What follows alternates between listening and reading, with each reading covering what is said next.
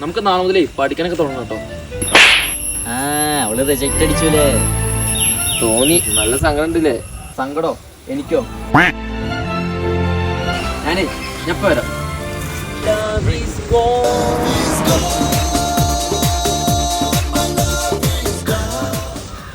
ചേട്ടാ അവന്റെ വലിയ